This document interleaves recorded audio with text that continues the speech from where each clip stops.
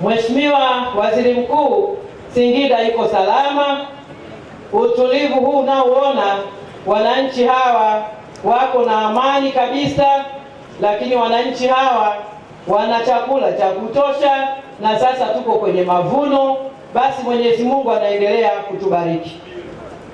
Sisi wananchi wa mkoa wa Singida bado tunaendelea kumshukuru sana Daktari Samia Suluhu Hassan, Rais wa Jamhuri ya Muungano wa Tanzania na mama wa taifa hili, kutuletea Daktari Mwigulu Lameck Nchemba kuwa waziri mkuu wa Jamhuri ya Muungano wa Tanzania. Tunasema asante sana mama wa taifa letu, asante sana Mheshimiwa Rais. Lakini tunamshukuru Mheshimiwa Rais pamoja na serikali yake anayoongoza. Mkoa wetu wa Singida umepata baraka kubwa sana ya rasilimali fedha, rasilimali watu na vitendea kazi. Tumekuwa tukifanya shughuli zetu kama ambavyo tumepanga kwenye budget, na wakati mwingine tunapata fedha zaidi ya zile ambazo tulitarajia. Kwa hiyo tuna kila sababu ya kuishukuru serikali na kuwatakia kila laheri katika kuisimamia serikali. Leo naendelea na ziara yako ya kikazi huko katika manispaa ya Singida, makao makuu ya mkoa huu wa Singida.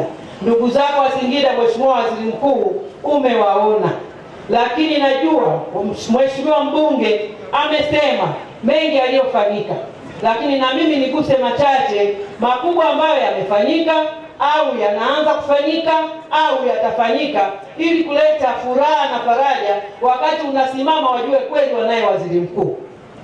Mheshimiwa Waziri Mkuu, tumeshajenga zahanati, vituo vya afya, tumejenga hospitali, lakini hospitali yetu ya rufaa ya mkoa ya Mandeo yalikuwa tuna majengo tunayaita ya COVID-19, yalisimama kwa miaka mingi, lakini chini ya uongozi wa Dr. Samia Suluhu Hassan, ukipita hapo sasa hivi mafundi wako juu, biashara ya ujenzi inaendelea.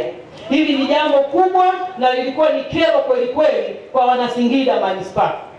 Lakini pale pembeni yamejengwa majengo kama Uyoga yako ya kutosha. Tunacho kiwanda cha kuzalisha hewa ya oksijeni, lakini tunalo jengo la dharura, tunalo jengo la wagonjwa mahututi. Yote haya yametekelezwa katika kipindi hiki cha Dr. Samia. Nani kama Dr. Samia? Mheshimiwa Waziri Mkuu, hivi tunavyoongea tayari tumeanza utekelezaji wa mradi wa TACTIC bilioni 24.7. Tunajenga soko la kimataifa la vitunguu, lakini tunajenga barabara za lami hapa mjini kilomita 7.2 na taa zake, na mfereji mkubwa wa kutoa maji ya mvua. Hicho kilikuwa ni kilio kikubwa cha Wanasingida, lakini miradi ile mheshimiwa inatekelezwa na inatekelezwa vizuri sana. Mheshimiwa, kilio kingine cha Wanasingida hususan hawa manispaa ilikuwa ni uwepo wa mahakama kuu. Hapa ninapozungumza tayari mahakama kuu sisi tawi la Singida imeshazinduliwa na watendakazi wako pale na kazi zinaendelea.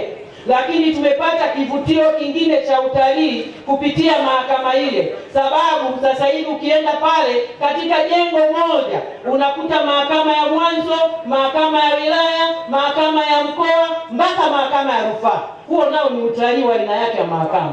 Mwananchi anapanda ngazi tu kufuata mahakama inayofuata kama hajaridhika na maamuzi ya hapa chini.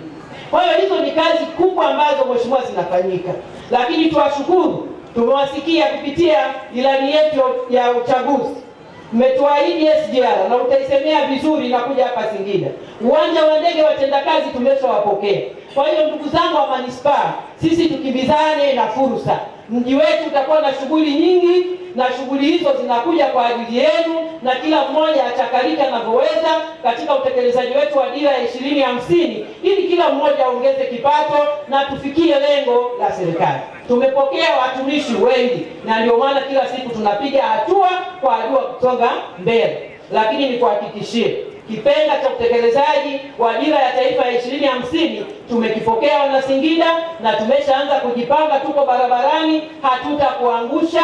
Utakapokuwa unapima matokeo, basi na sisi tutakuwemo kwenye ile namba 1 au 2 au 3. Hatutaki kushuka hapo kwa maana ya ufanisi, na hawa ndugu zako wako tayari kufanya hivyo.